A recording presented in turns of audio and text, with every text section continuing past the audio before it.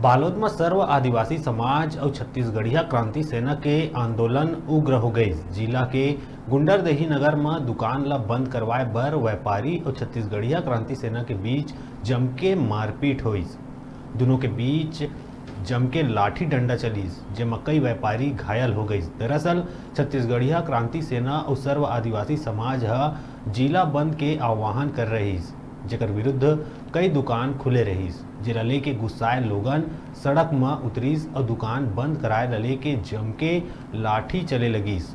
माहौल ला गरमावत देख जिला ले अतिरिक्त पुलिस बल रवाना करे गईस। एकर संग मौका में पुलिस के तमाम प्रशासनिक अधिकारी भी मौजूद रहीस। घायल व्यापारी मन ला गुंडरदेही के प्राथमिक स्वास्थ्य केंद्र में इलाज बर भर्ती कराए गईस। गुंडरदेही नगर में तनावपूर्ण स्थिति बने हुए है। जामड़ी पाटेश्वर धाम के प्रमुख बाबा बालकनाथ के ऊपर कार्रवाई और गिरफ्तारी के मांग लेके जिला में बंद कराए गए रहीस।